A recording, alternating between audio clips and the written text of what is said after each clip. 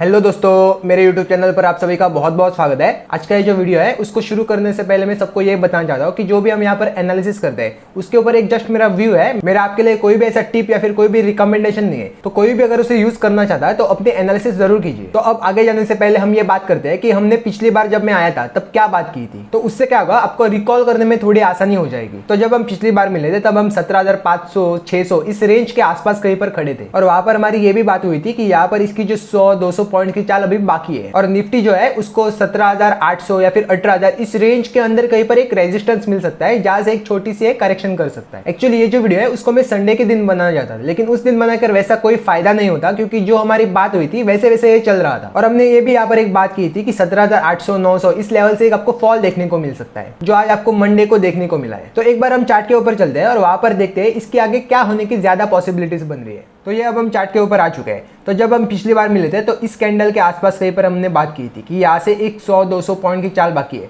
तो आपको यहाँ पर ये एक अच्छी सी चाल यहाँ पर देखने को मिली थी और ये आज के मंडे के दिन इसने एकदम से नीचे तोड़ दिया है। तो अभी जिस स्पीड से ये ऊपर निकाल रहा है इसकी स्पीड बहुत ही बढ़िया है। यहाँ पर ये किसी को मौका नहीं दे रहा है एंट्री करने के लिए। और आज जो आपने यहाँ पर ये फॉल देखा है ये भी इतनी तेज आया है कि इसने किसी को मौका ही नहीं दिया कि यहाँ पर शॉर्ट कर सके। अगर मैं आपको 1 आवर के ऊपर दिखाऊं तो इसने यहाँ पर क्या किया है, एक नीचे खोल दिया था, उसने एक बार यहाँ से एक नीचे चला गया और जल्द से अपना रिकवर कर गया। तो इसने यहाँ पर किसी को भी ऐसा मौका नहीं दिया कि यहाँ पर शॉर्ट बना सके। तो इसने क्या किया, नीचे गया फिर से एक बार रिकवर कर गया। और यही जो बात है हमने पिछली वीडियो में भी की थी। अगर आपने वो वीडियो नहीं देखा तो एक बार वो पहले दिखे, मैं आपको यहाँ पर आई बटन के ऊपर उसका लिंक दे दूंगा। तो वो वीडियो आप सबसे पहले देखिए ताकि आपको रिकॉल करने में थोड़ी सी आसानी हो जाएगी। तो अब हमको देखना है कि इसका जो आगे का बिहेवियर होगा वो कैसा हो सकता है। तो एक बार मैं इसको क्लीन कर देता हूँ। तो यहाँ पर अगर आप देखेंगे तो इसने एक बहुत अच्छा करेक्शन किया है जिसमें किसी को इसने मौका ही नहीं दिया है। तो अब क्या ये कर सकता है कि यहाँ पर 1-2 दिन और खड़ा हो सकता है और उसके बाद जो अपनी जो इनिशियल चाल होगी जो इसकी ऊपर की तरफ है उसको एक कंटिन्यू कर देगा। तो अगर मैं आपको डेली के ऊपर दिखाता हूँ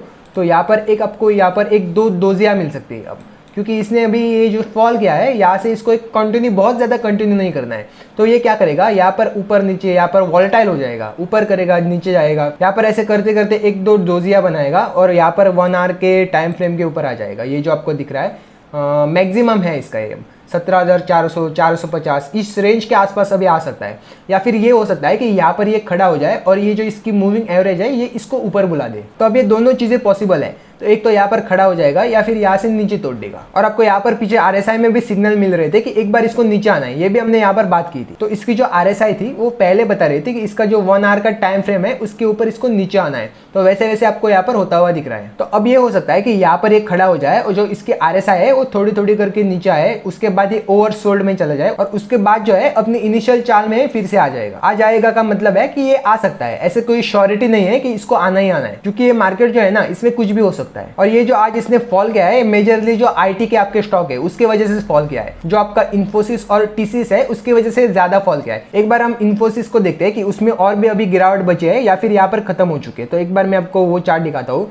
तो ये आपका इन्फोसिस का चार्ट आ चुका है। यहाँ पर आप देख सकते हैं कि ये यहाँ पर गैप से जो 10% का यहाँ पर गैप से खुला था नीचे, उसके बाद इसने बहुत अच्छी कैंडल बने हैं जहाँ पर ये पूरा रिकवर कर गया। अगर मैं आपको वीकली के ऊपर दिखाता हूँ तो इसने 200 को छुआ है यहाँ पर, ठीक है। यहाँ पर आप देख सकते हैं ये 200 के नीचे गया है और यहाँ से एक बहुत अच्छी यहाँ पर कैंडल बनाई है। तो अब जो ये स्टॉक है ये भी ओवरसोल्ड के कैटेगरी में आ रहा है। तो अब धीरे धीरे ये भी आपको शायद रिकवर करता हुआ दिख जाए। तो मेजरली जो फॉल आया था वो इन स्टॉक के कारण ही आया था, जो आपका इन्फोसिस या फिर TCS टेक महिंद्रा इन स्टॉक की वजह से ही फॉल आया था। लेकिन अब मुझे नहीं लगता कि इसमें बहुत ज्यादा अभी गिरावट बची है। तो अगर ये स्टॉक संभल जाते हैं तो निफ्टी में भी आपको ज्यादा फॉल नहीं दिखेगा, बल्कि ये जो आज स्टॉक गिरा है ये बस निफ्टी के करेक्शन का एक वजह बनी है। तो ऐसे कोई ना कोई स्टॉक तो जरूर गिरेगा, लेकिन उसके सामने जो बाकी के स्टॉक है जैसे आपका रिलायंस है या फिर HDFC बैंक है, वो अगर ऊपर रहते हैं तो वो ज्यादा निफ्टी को नीचे नहीं आने देंगे। अगर आप बैंक निफ्टी को देखोगे तो ऑलरेडी बहुत ज्यादा स्ट्रॉन्ग है। तो ये आपका बैंक निफ्टी का चार्ट है। इसको अगर मैं डेली के ऊपर कर देता हूँ तो इसने एक बहुत अच्छा यहाँ पर ब्रेकआउट दिया है। ये जो आपको लेवल दिख रहा है यहाँ पर इसने एक ब्रेकआउट सा किया है। ये आपका 41,600 के आसपास है।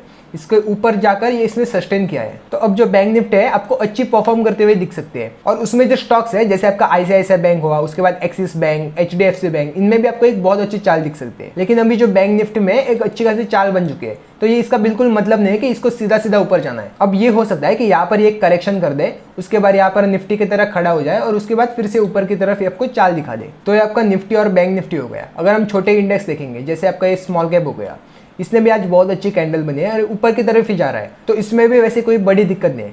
तो इसका जो पहला रेजिस्टेंस एरिया है वो ये एरिया है, ये आपका 9400 500 इस रेंज के आसपास यहाँ पर इसको एक रेजिस्टेंस मिल सकता है। तो ये आपका स्मॉल कैप हो गया। अगर हम मिड कैप देखेंगे तो उसमें भी कोई ऐसी दिक्कत नहीं नज़र आ रही है। इसको एक बार देखते हैं हम कैसा परफॉर्म कर रहा है। तो आपका मिड कैप है, यहाँ पर इसको एक रेजिस्टेंस मिल सकता है। ये जो आपको एरिया दिख रहा है 31,000 के आसपास, यहाँ पर इसको एक रेजिस्टेंस मिले। बल्कि ये जो चार्ट है ये सबसे अच्छा चार्ट बना रहा है। ये आपका निफ्टी बैंक निफ्टी हो गया, इसमें सबसे अच्छा चार्ट ये मिड कैप बना रहा है। तो इसमें एक आपको बहुत अच्छी चाल मिल सकती है। उसके बाद अगर हम ये देखेंगे 500 देखते हैं, तो ये भी निफ्टी की तरह बिहेव कर रहा है। इसको भी यहाँ पर रेजिस्टेंस मिला है। तो ये जो 500 है और निफ्टी है एकदम बिल्कुल सिमिलर सा बिहेव कर सकते हैं हम। तो अगला जो हमारा चार्ट है वो निफ्टी जूनियर का है। ये भी बहुत अच्छा परफॉर्मेंस दिखा रहा है, लेकिन जो इसका रेजिस्टेंस एरिया है वो भी आ रहा है यहाँ पर 38,900 40,000, यहाँ पर इसका एक रेजिस्टेंस है। तो हो सकता है यहाँ पर निफ्टी के साथ साथ भी ये करेक्ट कर जाए। तो ये सब हमारे चार्ट हो गए। एक बार हम बाहर के चार्ट देखते हैं कि वो कैसे परफॉर्म कर रहे हैं। तो ये आपका डाउ जोन्स का चार्ट आ गया है, यहाँ पर ये भी बहुत अच्छा परफॉर्म कर रहा है। ठीक है, तो बाहर भी हो गया, हमारे यहाँ पर भी हो गया, सब जगह जो चार्ट है बहुत ही अच्छे बन रहे हैं। तो हो सकता है आपका 1 महीना 2 महीने की एक बहुत अच्छी आपको एक ऊपर की तरफ की चाल दिख सकती है। तो आपका डाउ जोन्स है ये भी बहुत अच्छा परफॉर्म कर रहा है। हालांकि यहाँ पर खड़ा था लेकिन इसमें कोई दिक्कत नहीं है। तो आपका डाउ जोन्स हो गया। उसके बाद आपका नेस्टेक ये भी यहाँ पर खड़ा है, अभी तो इस रेंज में यहाँ पर खड़ा है। तो हो सकता है एक बार आपको ब्रेकआउट ऊपर की तरफ ये भी दिखा सकता है। ठीक है, तो ये आपके बाहर के चार्ट हो गए। एक बार हम डॉलर को देखते हैं, उसको देखना बहुत ही ज़रूरी है। एक बार क्या कर रहा है उसको देखते हैं। तो ये भी यहाँ पर नीचे की तरफ ही आ रहा है। ठीक है, यहाँ पर हमारी बात हुई थी कि इसको बहुत ज़्यादा ऊपर नहीं जाना है। तो वहाँ से ये हायर जो लोस यहाँ पर है ये यहाँ पर बना रहा है। तो ये नीचे नीचे यहाँ पर आ रहा है। हो सकता है और भी यहाँ पर नीचे आपको देखने को मिल सकता है। तो यहाँ पर हमारी बात हुई थी कि इसको यहाँ तक एक बार आना है। ये जो आपका 98 99 का लेवल है यहाँ तक इसको एक बार आना है। तो वहाँ तक जब तक नहीं आता उसको उसके बाद देखेंगे हम। यहाँ पर एक बार इसको आने दो, उसके बाद इसको एनालिसिस करेंगे। तो ये आपका डॉलर का चार्ट हो गया। तो आज हमने बहुत सारे चार्ट देखे, हमारे यहाँ के बाजार के देखे, उसके बाद हमने बाहर के चार्ट देखे, उसके बाद हमने डॉलर का एनालिसिस किया है। तो सब जो हमने एनालिसिस किए और जो स्टॉक्स के चार्ट अभी मैं देख रहा हूँ तो उस हिसाब से ये नजर आ रहा है कि निफ्टी या फिर बैंक निफ्टी दोनों को एक बार ऊपर की तरफ जाना है। तो अभी जो निफ्टी में जो शॉर्ट टर्म का स्टॉप लॉस एरिया था वो आपका 17,700 के आसपास था। बहुत अगर आप शॉर्ट टर्म की ट्रेडिंग करते हैं तो 17,700 के आसपास आपको प्रॉफिट बुक करना चाहिए था। और अगर कोई इसको 1 महीना या फिर 1.5 महीना के हिसाब से देख रहा है तो आपका जो अभी स्टॉप लॉस एरिया बन रहा है वो 17,400 450 इस रेंज के आसपास बन रहा है। तो अगर उसके नीचे आता है तो जो अभी आपको प्रॉफिट आ रहा है उसको एक बार आपको बुक करना चाहिए। और अगर आपको बहुत ज्यादा कहीं पर फोकस करना है तो आपको बैंकिंग सेक्टर के ऊपर करना है, क्योंकि उसमें जो अभी स्टॉक्स है जैसे आपका ICICI एक्सिस बैंक, उसके बाद IDFC फर्स्ट बैंक बहुत ही अच्छी जगह पर अभी खड़ा है जिसमें आपको बहुत ही अच्छा रिस्क टू रिवॉर्ड मिल सकता है। तो उसके ऊपर आप ज्यादा फोकस रखें और ध्यान से काम कीजिए और जो आपकी स्टॉप लॉस के एरिया है उसको थोड़ा थोड़ा करके ऊपर करते जाइए। तो आई गेस आज हमने बहुत सारी बातचीत कर ली। तो आज की वीडियो के लिए बस इतना ही। अब हम मिलते हैं अगले वीडियो में, तब तक के लिए जय हिंद।